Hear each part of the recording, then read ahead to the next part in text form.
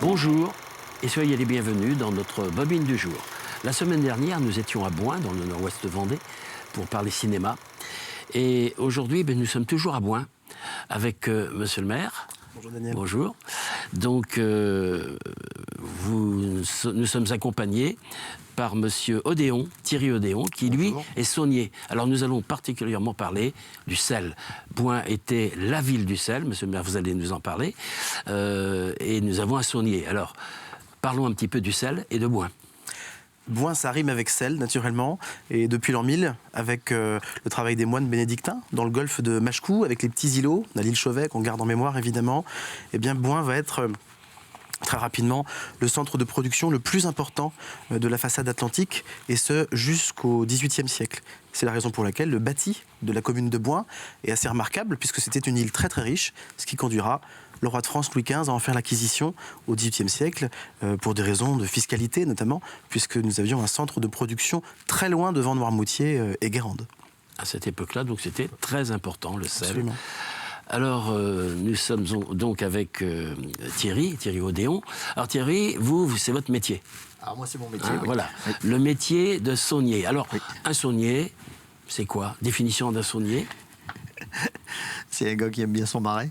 Ouais. Ouais, c'est un gars qui aime bien son marais et oui, il faut être passionné pour faire ce métier et on travaille, c'est sympa avec la nature, avec voilà. Voilà. Et ouais. donc, le sel. Et le sel, évidemment, la finalité, c'est de récolter du c'est sel. le sel. Bien sûr. Très bien. Alors, il y avait, vous m'avez confié ça, il y avait beaucoup de sauniers autrefois. Oui. Et aujourd'hui, il y en a combien?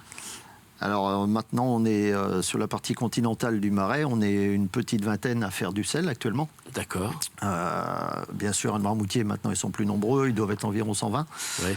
Et quand j'ai repris l'activité en 1998, plus personne ne faisait de sel sur le continent. Il n'y avait plus personne. Plus personne. Alors qu'il y avait une centaine, je crois, de sauniers. Ah non, beaucoup plus. Jusqu'à Boin, comme disait monsieur le maire, on a compté plus de 600 marais salants sur la seule commune de Boin à l'apogée de la récolte du sel. Il y avait plus de 600 marais salants en production, donc on peut imaginer aisément qu'il y avait environ 300 sauniers qui étaient sur la commune et qui récoltaient le sel. D'accord. Alors, il n'y a pas un individu sur Terre qui ne sache pas ou qui ne connaisse pas le sel. Passe-moi la salière. Mais vous voyez naître ce sel. Ouais. Alors, parlez-nous un petit peu de votre expérience et comment ça se passe. Comment ça se passe de façon très simple, hein. Le principe, c'est bien sûr de faire évaporer cette eau de mer et autant dire que cette année, on a été très, très gâtés. Donc oui, on fait évaporer l'eau de mer grâce au soleil et au vent dans des différents bassins pour petit à petit concentrer cette eau de mer en une saumure qui va pouvoir produire du sel. Hein, tout ça grâce au soleil et au vent. L'homme là-dedans est un acteur de plus, mais on travaille avec les éléments. Alors cette année, exceptionnelle. C'est un métier difficile ? C'est un métier qui est dur physiquement. Physiquement. Oui, il faut être en bonne santé. Il faut avoir une bonne santé physique puisqu'il y a le temps de récolte que tout le monde voit. Alors, on voit le saunier l'été sous le soleil avec son chapeau de paille dans le marais. On idéalise, mais il faut savoir qu'en amont, il y a beaucoup de travail. Voilà, il y a des tonnes de vases à retirer chaque année puisque la nature défait ce que l'homme refait et voilà, ça nous passe pas mal de temps. Et tous ces monticules, enfin ces pyramides, c'est au moment de la récolte, évidemment. De sel, oui. Alors nous, un petit peu plus, quand je parle de nous, je dis c'est les sauniers indépendants puisque sur le continent, on est indépendants. À la coopérative de Noirmoutier, c'est autre chose, mais on est quelques indépendants, enfin on est tous indépendants sur le continent. On fait notre propre stockage, c'est-à-dire que là, vu qu'on vient de passer quelques bonnes années, on a des monticules de sel assez importants sur nos marais, puisqu'on a, enfin moi pour ce qui me concerne, 3, presque 4 années d'avance en stock, du fait des très bonnes récoltes qu'on vient d'avoir. Ouais. De cet été. Cet été a été extraordinaire. Exceptionnel. Sur un marais comme le mien, pour vous donner une petite idée, où normalement je devrais récolter une trentaine de tonnes de sel sur un été normal, cette année j'en ai fait plus de 80 tonnes. Ah oui, quand même. Donc voilà, on est vraiment dans une année exceptionnelle. On retourne sur les bases de l'année 76 au niveau de la sécheresse et donc au niveau de la récolte de sel. Alors parlez-nous également de la qualité, les différentes qualités de sel, puisque il y a des... Alors les différentes qualités, il y en a 2 principalement. C'est effectivement ce qu'on appelle nous en Vendée le gros sel. À Guérande, ils l'appellent le sel gris parce que là-bas ils le font un petit peu plus teinté que le nôtre. Oui. Le gros sel est donc la fleur de sel, cette fleur de sel qui est fine et délicate et qu'on récolte à la surface de nos bassins et qui est une source de revenus supplémentaires. Et pense. Enfin, Parce que moi, c'est plus fin, plus goûteux. C'est plus fin, plus goûteux. Hein. Tous les gens qui ont pris l'habitude d'avoir la fleur de sel sur leur table ne retournent plus au sel fin, hein, qui est du gros sel moulu. Au niveau du goût, c'est vraiment différent. Et c'est cette fleur de sel qui a permis, enfin moi j'en suis plus, c'est une certitude, nos marais salants sont redevenus viables grâce à ça. Parce qu'on en récolte beaucoup moins, mais étant donné qu'on la valorise davantage, Oui, on a tiré une deuxième source de revenus de nos marais salants. Et si les gens avaient abandonné ce métier il y a 40, 50 ans, avaient petit à petit laissé tomber ce métier, c'est qu'effectivement, ça n'était plus suffisamment rémunérateur.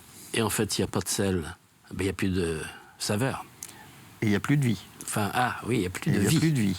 On est bien d'accord. Alors, trop en manger est nocif, mais il nous en faut minimum 3 grammes pour que le corps soit en état de bien fonctionner, et c'est indispensable à la vie.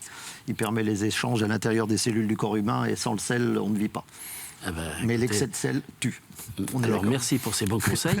Moi, ce que je vous propose, messieurs, c'est on va regarder des images de saunier, de cette récolte, un petit extrait de film sur le... D'ailleurs, c'est un film qui a été tourné à Saint-Gilles-Croix-Ville par Focal. Voilà. Donc, merci. Et à bientôt, peut-être. Donc, chers téléspectateurs, je vous donne rendez-vous la semaine prochaine pour une nouvelle bobine du jour. La saison peut commencer. Une fine couche se forme en surface de l'œillet. Première phase de cristallisation.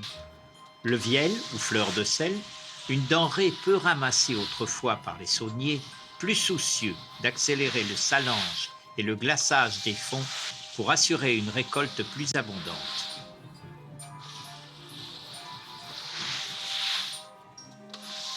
En fin de soirée, la fleur de sel qui couvre la surface de l'œillet est précipitée au fond par un mouvement de simauge. Les fins cristaux vont grener et former le gros sel. Autour de l'œillet, pieds nus sur le chemin, le saunier pousse les cristaux sur le centre de l'air.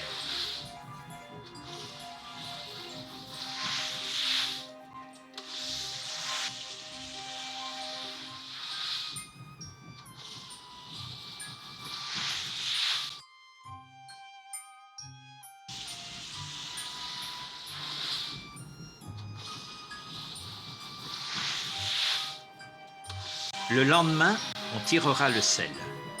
Après avoir été poussés vers la partie bombée du centre du bassin, les cristaux sont sortis de l'eau et ramenés au bord du grand chemin. À l'aide du cervelet, la récolte est remontée sur la ladure, comme nous l'explique maintenant Vincent.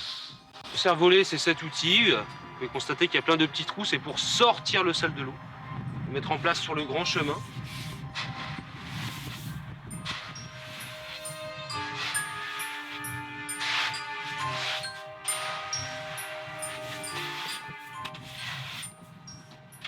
Je vais maintenant former rapidement une pyramide de sel pour que le sel puisse s'égoutter, mais aussi pour le protéger d'une éventuelle averse.